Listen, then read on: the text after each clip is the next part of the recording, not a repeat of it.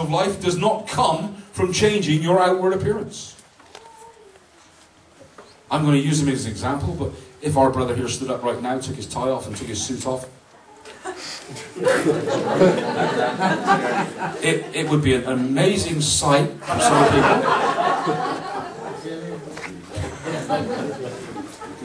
Would that actually transform his life? Yeah.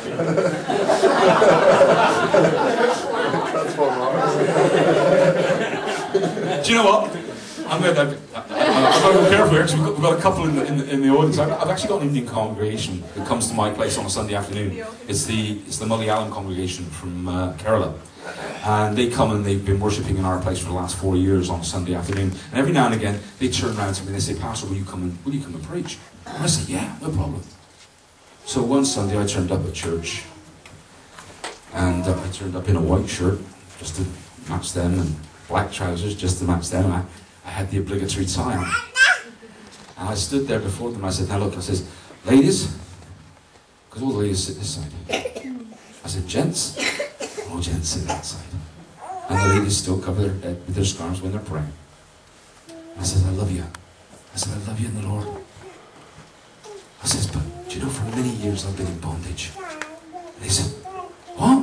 You're a pastor? How can you have been in bondage?" I said, "Yeah, for many years I've been in bondage." He says, "Just recently I've had a guy from Australia who's part of our organisation's come over, and he says he had a vision of me one day preaching from the pulpit here." He says, "in orange surf shorts and a t-shirt." I said, "That was going a little bit far." I said, "But I did get deliverance." And they all said, "Deliverance?" I said, "Yeah." And I ripped the tie off, threw it to the side and said, "I got delivered from a tie." Did they like it? They laughed. And since then, I would say 50% of them don't come on Sundays with tie. Has their life been transformed? Not really. Does it make a lot of difference? Not really. Because transformation, people, comes from within. It's not about your outward presence. It's not about your outward appearance. It's not about the fact that you go to church. It's not about the fact that you can turn around and say, "I'm saved." Because you're only saved once the transformation has happened inside. You know, when we believe, which is having faith in Jesus Christ, He enters us by His Holy Spirit. It says in the Bible, "Abide in me and I in you, as the branch cannot bear fruit for itself or of itself unless it remains in the vine." Do you know you cannot bear fruit unless Christ is in you? You cannot bear fruit unless Christ is in you. So neither can you unless you abide in me. So you cannot bear fruit. Unless Christ is dwelling in you in His Holy Spirit, you cannot bear fruit. And He begins to transform your life from the inside out. From the inside out. To some people it's like a bellyache. That's when they're fighting against it. To others, how liberal are you? Are you really, you don't mind a little bit of irreverence? I mean, I know we've talked about reverence now. Do you know what a true transformation from the inside out is like? Getting rid of a dose of constipation. It really is. I've never felt so good. Honestly. It's like a good mouthful of figs. It really is. Some of you might think that's irreverent, but I'll tell you what, it's the best way I can describe being transformed from the inside out. It's that ultimate release.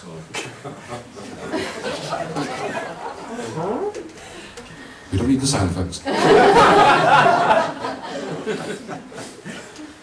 If you think I'm funny, it's because the joy of the Lord's in me. People say, "Oh, you're an abnormal pastor." Yes, I am. Do you know why? Jesus didn't come to make me sad. He didn't come to make me miserable. He came to set me free. I'll tell you what.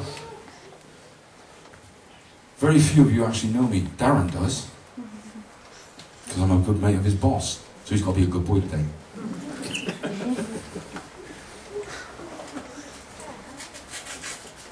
In 1992, I was a chronic alcoholic.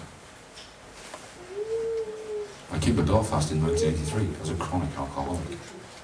I came for a 2-week holiday, I'm still here. Says something for Belfast, doesn't it? No, as always, God takes you somewhere. Like with Paul on the Damascus Road, he takes you somewhere to go with you.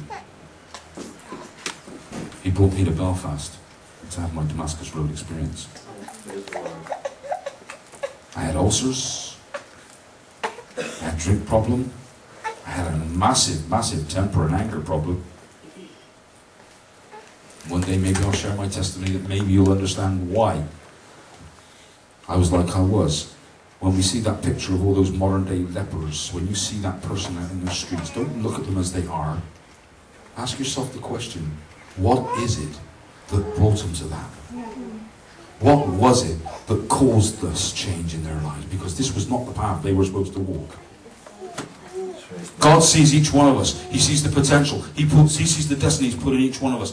If we are not on that path, He has to find someone who can go and find out what was it that caused that to change. No alcoholic is an alcoholic because he wants to be. He may get to that point, but he never started out that way. Nor did the drug addict, nor did the prostitute. The Down syndrome child didn't have an option. That's the way God made them. There's a girl in my church who's got facial disfigurement.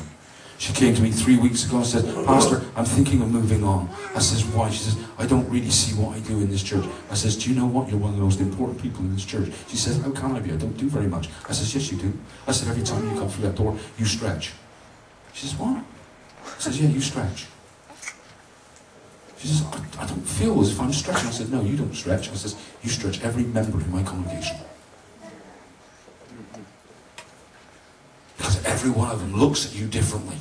Every one of them has a different thought when they see you. But they have to overcome it. They have to work through it. They have to deal with it with Christ. I says, you stretch every one of my members. Now, whether she's going to stay in the church or not, I don't know. But I'm praying that she does. If not, the church she goes to, she's going to be a mighty woman of God. Why? Because she's going to stretch every member in that church to change this. To have this renewed. You know, people, the Pentecostal church is in danger of making major mistakes by insisting that a person is saved by the outward manifestations of the gifts of the Spirit. You know, we all talk about the primary manifestation being the gift of tongues. Yeah, that's great. But you know what? You don't get the gifts of the Spirit until the fruits of the Spirit become evident in your life. To me, if a person is truly saved, it starts to show itself through a change in them.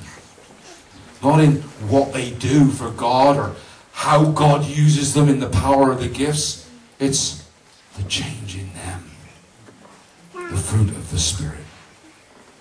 People, the gifts of the Spirit will not be endowed upon those who use it wrongly or aren't able to use it.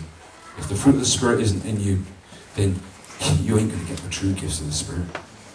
Because what will happen is you become big-headed, prideful, think it's you, not God.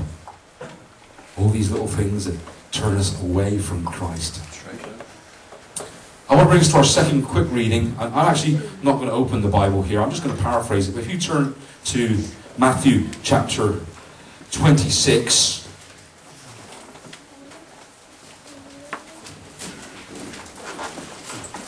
Oh, it's a lovely picture. So now we've moved on a while, and Jesus has been ministering in the nation, and we're coming to the end of this sermon, so I really want to make it impactful. So he goes into this house, and he has meals he would, and I can imagine, you know, in that room, you know, would be quite a few people, because I mean he was followed by quite a big crowd all the time. So Jesus, as was his norm, was having compassion on the multitude. He was spending time bringing light to the lost, and once again he was having that lunch with a variety of people, and I'm sure there were a couple of tax collectors there. Who likes tax collectors? Tax collectors. Pray for them. Pray for them. They're God's children. They just picked a bad job. You know, there were tax collectors, there were brash fishermen. Maybe a couple of prostitutes would have been in the room as well. And maybe a few innkeepers were in the midst.